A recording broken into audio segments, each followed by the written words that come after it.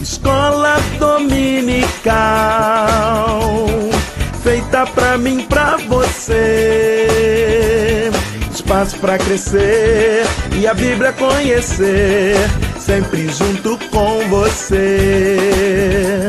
Escola dominical, feita pra mim, pra você. Espaço pra crescer e a Bíblia conhecer, sempre junto com você.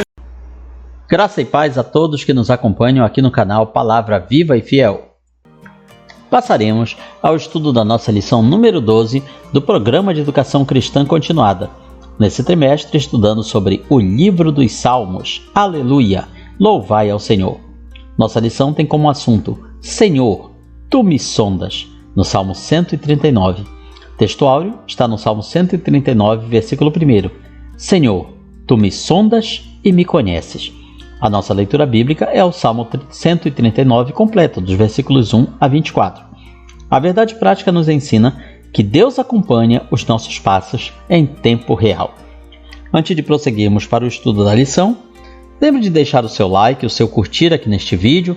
Não seja apenas mais um visualizador, mas também seja um curtidor do nosso ensino, da nossa ministração, pois com isso você nos ajuda a informar para o YouTube que este vídeo ele tem relevância, ele tem importância. Com isso, o algoritmo do YouTube vai sugerir este vídeo para outras pessoas e dessa forma você estará nos ajudando a espalhar a boa semente aos corações. Na introdução do comentário, chegamos a um dos salmos mais excelentes. Literatura e espiritualidade unem-se para formar uma pérola do saltério. Eis uma aula para jamais ser esquecida, pois versa sobre os atributos divinos da onisciência, onipresença e onipotência. Davi fala pelo Espírito de Deus, certamente. Que olhar tão avançado para um homem que nasceu no campo e foi um simples pastor de ovelhas. Primeiro tópico, aspectos gerais. Sobre o autor não resta dúvida que é Davi, o que vemos no título em itálico. A expressão completa, ao mestre de canto, salmo de Davi, ou então para o mestre de música, davídico, um salmo, é um escrito que mostra que estamos perante um hino, o que não devemos esquecer quando lemos o livro de Salmos. Segundo item, classificação e poesia.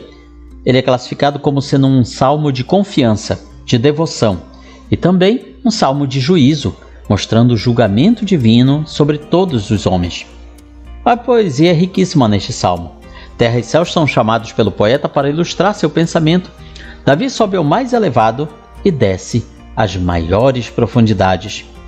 Luz e trevas se opõem e de repente anulam-se, tornam-se a mesma coisa. Ossos em formação são revelados. O útero escuro é examinado minuciosamente pela luz do olhar de Deus. Terceiro item, divisões. Salmo 139 pode ser dividido em até 5 seções. Primeiro, a onisciência divina, dos versículos 1 a 6. Segundo, a onipresença, dos 7 a 12. Terceiro item, o cuidado do Pai conosco, versículos 13 a 16. Quarta divisão, a providência divina, versículos 17 a 22. E por último, a oração e encerramento, 23 e 24. Devido à amplitude desta temática, estudaremos os atributos divinos da onisciência, onipresença e onipotência. Segundo tópico, onisciente Deus. Primeiro item, sondas e conheces. Senhor, Tu me sondas e me conheces. Sabe quando me assento e quando me levanto. De longe penetras os meus pensamentos. O primeiro versículo deste salmo é uma declaração de quando somente Deus nos conhece profundamente. Só Deus nos conhece em toda a nossa intimidade. Sejam nossas atitudes visíveis ao mundo, seja o mais íntimo do nosso coração. Modernos sistemas de interceptação de conversas não podem se comparar à onisciência divina, pois Deus conhece os nossos pensamentos, ainda em formação, ou seja, o que nós ainda estamos começando a planejar, a traçar, Deus já sabe muito antes de acontecer. Antes de falarmos, Ele já sabe o que vamos falar. Antes de pensarmos, Ele já sabe o que nós iremos pensar. Isso pode parecer um pouco opressivo para o ímpio. Saber que não importa o que ele faça ou deixe de fazer, Deus já sabe. E Deus já tem todo um plano traçado e preparado. Não importa qual seja o bem que ele faça, qual seja o mal que ele faça, Deus já tem a resposta para tudo que o ímpio pode realizar. Mas para nós, justos, servos do Senhor, isso também é uma tranquilidade. Embora nós não saibamos o que vai acontecer, Deus já sabe. E Deus já tem uma resposta, Deus já tem uma válvula de escape pronta para qualquer luta, qualquer aflição. Este conhecimento é muito importante para o nosso amadurecimento espiritual. Não devemos servir ao Senhor apenas à vista dos homens. Embora seja invisível para nós, Deus acompanha todos os nossos momentos. Então, como vivemos nessa relação de invisibilidade, sendo Deus Espírito, a porção invisível da nossa vida ganha relevante importância nesse relacionamento entre Senhor e servo. As pessoas ao nosso redor, elas só sabem o nosso exterior. Elas podem até, pela nossa linguagem corporal, adivinhar alguns dos nossos pensamentos. Afinal, podemos falar uma coisa, com a nossa boca, enquanto que o nosso corpo fala outra coisa.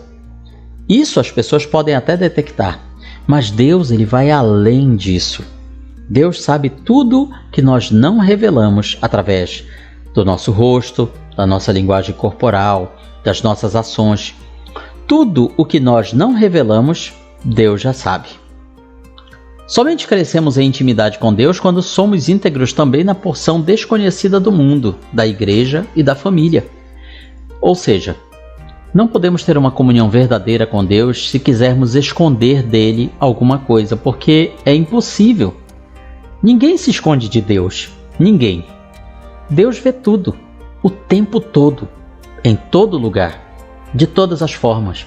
Até aquilo que os ímpios planejam, até aquilo que Satanás e seus demônios planejam e realizam, Deus vê tudo.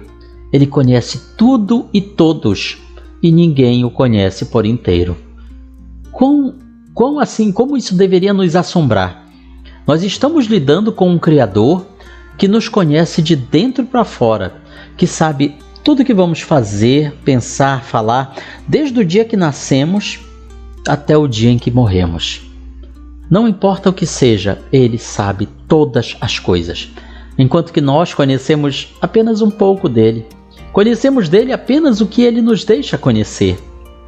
Só isso já nos deveria levar a todo momento ficarmos prostrados aos seus pés e o louvá-lo e glorificá-lo. É assim que crescemos enquanto discípulos de Jesus. Vivendo assim, estamos em condições de receber comentário divino semelhante ao que foi dito sobre Jó. O que Deus falou sobre Jó mesmo? Vamos lembrar? Vistes a meu servo Jó, homem íntegro, reto, que se afasta do mal, que se desvia do mal. Nós vemos, parece nessas palavras de Deus, o orgulho de um pai por um bom filho, por um filho bem comportado, por um filho bem educado. Você quer que Deus fale a seu respeito dessa maneira? O que será que Deus diz de nós para seus anjos?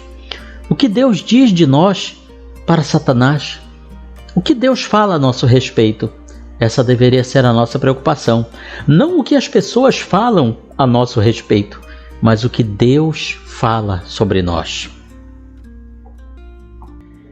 Jesus ensinou que o juízo será o momento em que os atos pessoais ocultos serão revelados publicamente. Todos nós seremos julgados, em algum momento da nossa vida. Todos nós teremos que comparecer diante do tribunal de Cristo, seja o bema, após o arrebatamento da igreja, seja o juízo final, o grande trono branco. Todos terão que comparecer diante de Deus e tudo que fizeram será exposto. Tudo aquilo que os outros só suspeitavam, eram conversas, boatos, será confirmado ou desconfirmado diante do Criador de todas as coisas. Isso deveria encher o nosso coração de preocupação. O que será que Deus vai mostrar de nós para as pessoas? O que as outras pessoas saberão a nosso respeito? Coisas que nós escondemos? Nosso histórico de navegação na internet, talvez? As páginas que acessamos e curtimos? Os livros que lemos? As palavras que falamos? Para onde o nosso olhar se dirige? Coisas que os homens não sabem, mas que Deus sabe, na sua maior profundidade. Segundo item, conheces os meus caminhos. Esquadrinhas o meu andar e o meu deitar. Conheces todos os meus caminhos, ou meus pensamentos, em outra tradução. Ainda a palavra não me chegou à língua e tu, Senhor, já conheces todas. O Deus que esquadrinha as nossas atitudes conhece todos os nossos caminhos. Esses caminhos são representações físicas, morais e espirituais do nosso passado, presente e futuro. Ou seja, Deus sabe de onde viemos, onde estamos e para onde vamos. É assim que Deus conhece a nossa vida. De relance, Ele nos contempla no ventre materno e visualiza o nosso último dia. Deus tem o desenho perfeito do que somos e vivemos. É com base neste conhecimento que Deus conhece cada pessoa deste mundo. Alguém poderá dizer, significa que Deus então já determinou tudo o que eu vou fazer? Não, não significa isso. Deus concede para o ser humano o livre-arbítrio. Porém, Ele já sabe o que nós faremos com esse livre-arbítrio. Ele sabe quais serão nossas escolhas, nossas decisões, até o último dia da nossa vida. Às vezes, erramos de modo pontual. Falhamos um dia, um mês, anos inteiros. Mas Deus não atenta apenas para essas frações de tempo. Aquele para o qual um milênio vale um dia conhece nossa vida completa, conhece as nossas obras.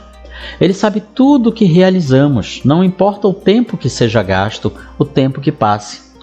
É por este motivo que existem certos mistérios na vida de alguns irmãos, cujas vidas parecem-nos muito erradas e desproporcionais às bênçãos que recebem de Deus.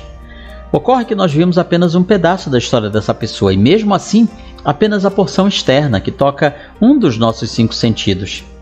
Para Deus, somos como árvores, boas ou más. A escassez temporária de fruto pode não significar o fim. Árvores são consideradas más quando, pela sua natureza, só produzem frutos ruins ao longo de toda a sua vida. É assim que Deus nos vê. Ele conhece os frutos que produzimos ao longo de toda a nossa existência.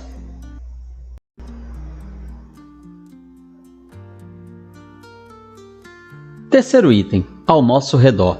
Salmo 139, versículos 5 e 6.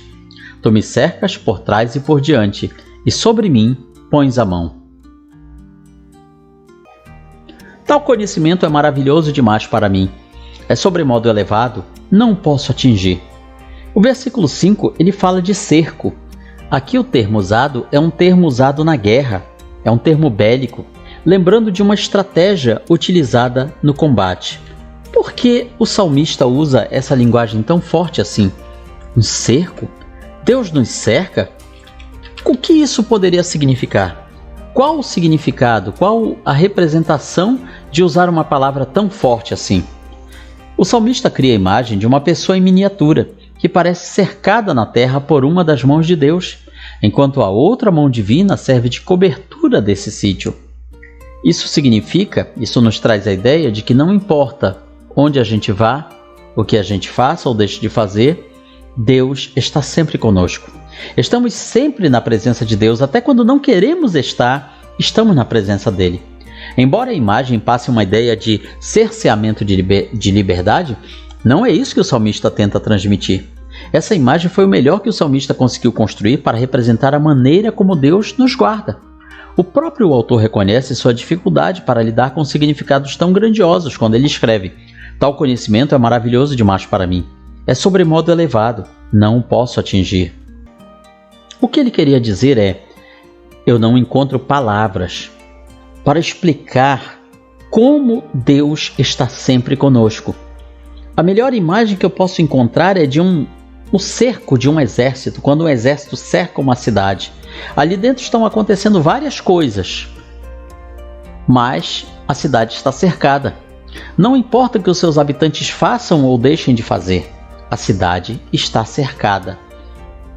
É isso que ele quis nos transmitir. A vigilância de Deus sobre nós é contínua. Alguém poderá dizer, essa vigilância significa então que ele nos guardará de todo mal, ou seja, não seremos atingidos por doenças, por pragas, pelas vicissitudes da vida? Não, não é isso que significa. Deus algumas vezes permitirá que o mal aqui e ali nos atinja, nos toque. Afinal, vivemos num mundo hostil, pecador, e sentimos os efeitos do pecado na nossa pele, na nossa vida, no nosso coração. Mas o que o salmista está dizendo é: não importa o que aconteça, Deus está vendo tudo. Deus conhece tudo. Nada escapa da sua vigilância. Nada nem ninguém pode agir sem a permissão de Deus. O que ele quis dizer é que as próprias hostes infernais não agem sem que Deus permita, sem que Deus deixe acontecer. E quando ele permite, é porque seus planos estão sendo realizados de maneiras que para nós são ininteligíveis. Falando de luta espiritual, o apóstolo Pedro afirma que o inimigo está ao nosso derredor, mas não da maneira como Deus está, eu ousaria completar. Logo, essa construção neotestamentária lança a luz sobre o texto do salmista. Não existe uma ideia opressiva na metáfora do salmo. O salmista não está dizendo que Deus nos cerca no sentido de nos oprimir. Ele está falando de proteção, de livramento. Ele fala da onisciência divina que a partir deste versículo ainda avança para tratar do onipotente. Enquanto que o apóstolo Pedro nos lembra que o diabo está ao nosso derredor, buscando maneira de nos tragar, o salmista nos lembra que Deus está vigilante, que não importa o quanto o inimigo das nossas almas nos cerque para alguma maneira nos fazer mal, Deus nos cerca com a sua proteção, com a sua vigilância. E até quando ele permite que o mal aparentemente nos atinja, ainda assim ele faz o bem. Ele quer o nosso bem. Isso nos enche de fé e de confiança para que possamos enfrentar todas as vicissitudes da vida. Terceiro tópico: onipresente e onipotente. Primeiro item: tempo e espaço. Para onde me ausentarei do teu espírito? Para onde fugirei da tua face? Se subo aos céus, lá estás. Se faço a minha cama no mais profundo abismo, lá estás também. Aqui nestes versículos, o que o salmista tenta nos transmitir? Com uma bela construção, Davi trata da onipresença divina. Contrastando o mundo natural com Deus Espírito, o salmista enaltece ao Senhor. Ele está querendo dizer que o mundo físico é limitado, enquanto que Deus, sendo Espírito, é ilimitado. Sob os olhos de Deus, agora trevas e luz se equivalem, ou seja, Deus vê tudo de todos, até mesmo nas trevas. Agora, ao contrário de um cerco, o salmista está livre para ir onde quiser. Então, sobe aos céus, desce ao profundo abismo, em algumas traduções aparece Sheol ou inferno, voa com a alvorada, viaja até mares longínquos, e para onde quer que ele vá, Deus está lá. Então não há lugar para onde possamos fugir na presença de Deus. Ninguém se esconde da presença de Deus. Seja no lugar mais tenebroso, Deus ali está. Para nós, o importante não é apenas a poesia, mas sim o conhecimento. Temos um Pai. O nosso Deus não está nos vigiando nem tirando a nossa privacidade. Deus conhece também o que todos pensam, todos os pensamentos que direta e indiretamente influenciam na nossa vida. Deus chega antes a todos os lugares onde vamos ou deixamos de ir. Ele tem o pleno controle de todas as coisas. Naturalmente, feliz é o homem que serve e deixa-se guiar por esse Senhor do tempo e do espaço. Então, não importa em que lugar do Brasil ou do mundo nós estejamos, Deus está lá. Não importa se nossos entes queridos estão a um Brasil de distância de nós, Deus está lá e está aqui também conosco. Por isso, o mesmo Deus que está aqui, podemos clamar a Ele, que está lá onde estão os nossos entes queridos. Senhor, guarda-os, protege-os, cobre-os com teu sangue, acampa teus anjos ao seu redor. Podemos fazer isso porque o mesmo Deus que está aqui também está lá. Segundo item, onipotente. Os teus olhos me viram a substância ainda informe, e no teu livro foram escritos todos os meus dias, cada um deles escrito e determinado, quando nenhum deles havia ainda. Às vezes temos a impressão de que Deus criou tudo no Gênesis, e que a partir dali todas as coisas seguem de forma mecânica, incluindo a reprodução humana. Falso. Milênios antes, Davi teve uma compreensão extraordinária do processo da existência desde a fecundação. Ou seja, antes da biologia chegar, Davi, pelo Espírito Santo, trouxe esta maravilhosa revelação. Pelo Espírito de Deus, o salmista parece enxergar o que somente modernas máquinas podem ver no processo da reprodução humana.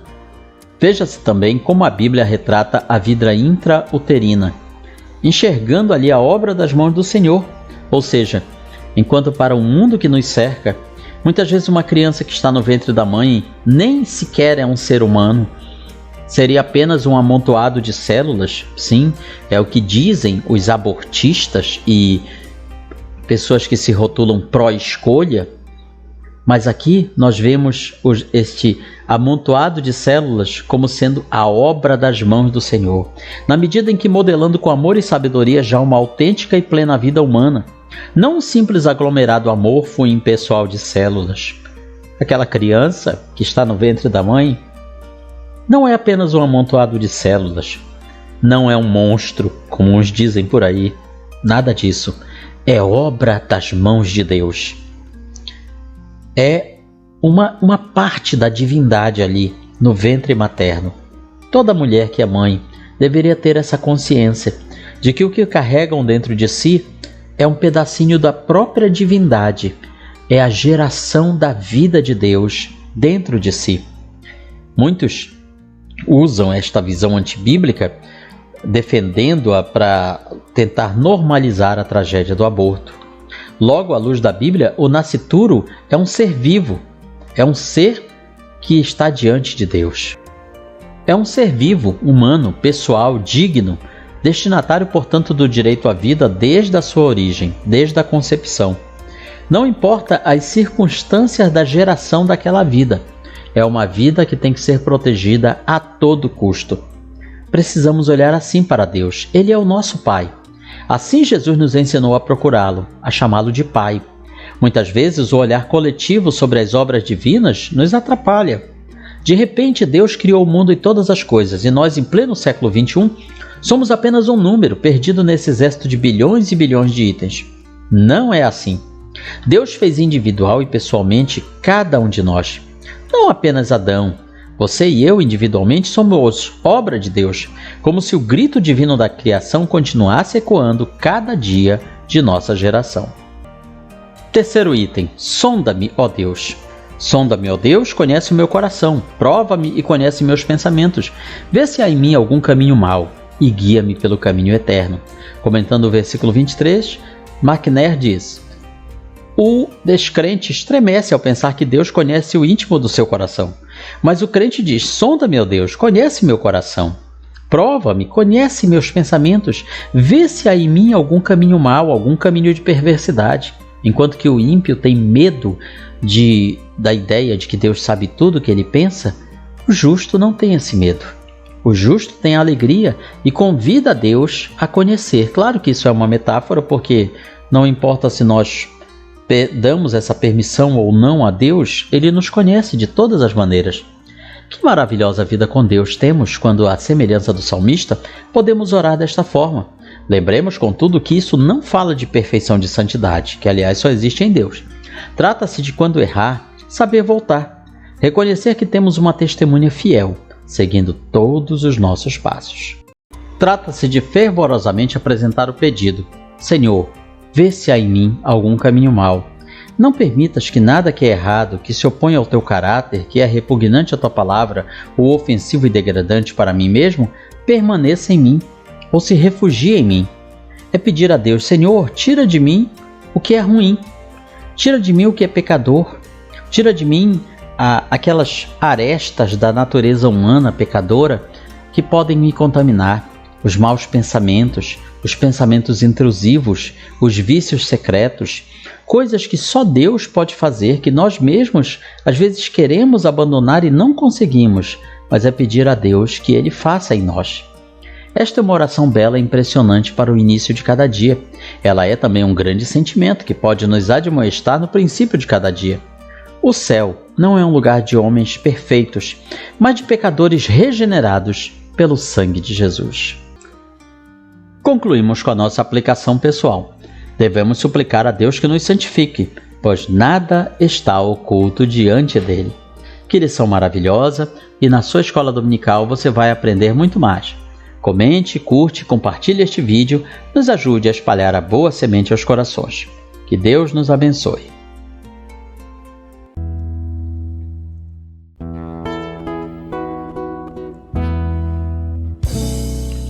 Findou-se o tempo de estudo, da escola dominical. Boa lição aprendemos do nosso Pai Celestial. Despede-nos, Jesus Cristo, em tua paz e amor, e nos concede para sempre o teu celeste favor. Aos visitantes e amigos agradecemos também. Que a paz de Deus reine em todos, e até domingo que vem. E até domingo que vem. E até domingo que vem.